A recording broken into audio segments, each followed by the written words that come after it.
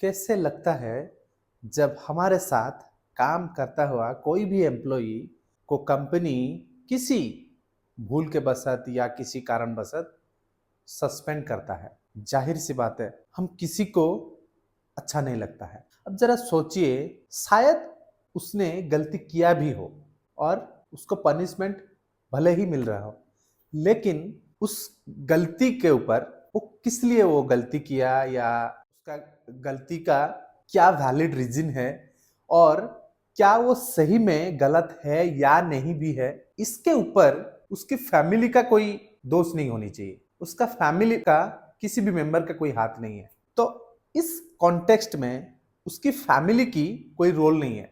उसका बीबी, उसकी बच्चे, उसकी माँ बाप, उनका कोई भी हाथ नहीं है। तो जब वो सस्पेंड हो जाता है और शायद उसका पैसा कट जाता है, तो उसको फैमिली चलाने में बहुत दिक्कत होता है। और जाहिर सी बात है, जिसका एक सिंगल इनकम है, उसका पूरा फैमिली डिपेंड करता है उसकी सैलरी के ऊपर।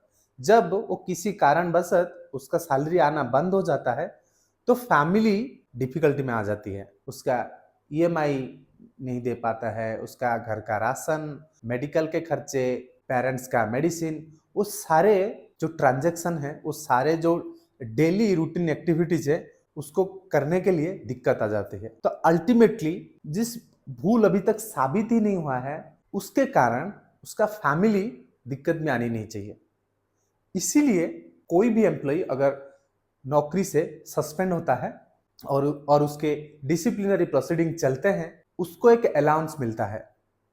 उसको कहा जाता है सब्सिस्टेंस अलाउंस। आज की इस वीडियो में हम जानेंगे सब्सिस्टेंस अलाउंस का कुछ रूल्स या प्रोविजन के बारे में। तो ऑब्जेक्टिव मोटा मोटी आपको समझ में आ गया होगा, इसका क्या ऑब्जेक्टिव है। सबसे पहले ये जानते हैं सब्सिस्टेंस अलाउंस होता क्या है। अगर कोई भी एम्प्लॉई कुछ मिसकंडक्ट करता है, उसके ऊपर चार्जशीट दिया हुआ है और उसके ऊपर डिसिप्लिनरी प्रोसीडिंग चल रहा है या उसको कंपनी ने सस्पेंड किया हुआ है, तो उसको एक सब्सिस्टेंस अलाउंस मिलता है। सब्सिस्टेंस अलाउंस का सीधा मतलब है, सब्सिस्टेंस मतलब सरवाइव करना, अलाउंस मतलब कुछ पैसा। कुछ जब वो उसके हाथ में नौकरी है नहीं है, वो ड्यूटी नहीं आ रहा है, सैलरी उसको नहीं मिल रहा है, तब उसको सरवाइव करने के लिए या उसकी फैमिली को सरवाइव करने के लिए एक अलाउंस मिलता है, उसको सब्सिस्टेंस अलाउंस कहा जाता है। अब सवाल ये उठता है कि उसको क्या जिंदगी भर सब्सिस्टेंस अलाउंस मिलेगा या कितना दिन तक मिलेगा, या 1 महीना तक मिलेगा या 2 महीना तक मिलेगा, कितना दिन तक मिलेगा। अभी जो आईआर कोड 2020 आया है, उसके सेक्शन 38(2) में ये मेंशन है, अगर कोई भी एम्प्लॉई उसका डिसिप्लिनरी प्रोसीडिंग चल रहा है, अगर वो 90 दिन तक कंटिन्यूसली चल रहा है, तब तक उसको 50% of wages as a subsistence allowance मिलेंगे। अगर उसका डिसिप्लिनरी प्रोसीडिंग 90 दिन से ज्यादा चल रहे हैं, तब 75% ऑफ द वेजेस उसको एज ए सब्सिस्टेंस अलाउंस मिलेंगे। तो maximum 75% of wages as a subsistence allowance उसको मिलेगा। कंडीशन क्या होनी चाहिए?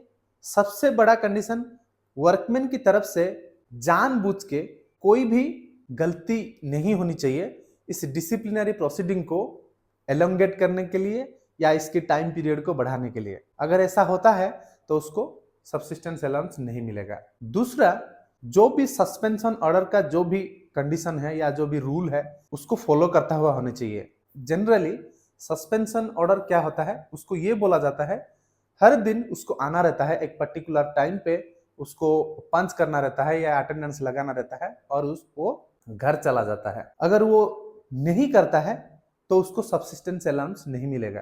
तो सब्सिस्टेंस अलाउंस का ऑब्जेक्टिव क्या है?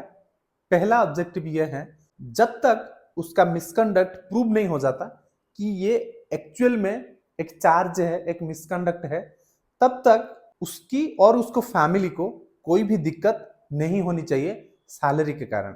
दूसरा, कंपनी आर्बिट्ररीली जानबूझ के डिसिप्लिनरी प्रोसीडिंग को लंबा नहीं करनी चाहिए। अगर लंबा करता है तो उसको अलाउंस देने होंगे। और तीसरा, एम्प्लॉय को भी सस्पेंशन के कारण कोई मेंटली हार्डशिप ना लगे। यानी जब तक एक एम्प्लॉय सस्पेंड होता हुआ रहता है, उसके दिमाग में बहुत कुछ चीजें चल रहा होता है और वो स्ट्रेस में रहता है। तो ये मोटा मोटी 3 ऑब्जेक्टिव है जिसके कारण एम्प्लॉयर को अपनी वर्कमैन को या उसके एम्प्लॉय को सब्सिस्टेंस अलाउंस देना जरूरी है। तो ये था सब्सिस्टेंस अलाउंस का सच। तो आज के लिए इतना ही। नमस्कार।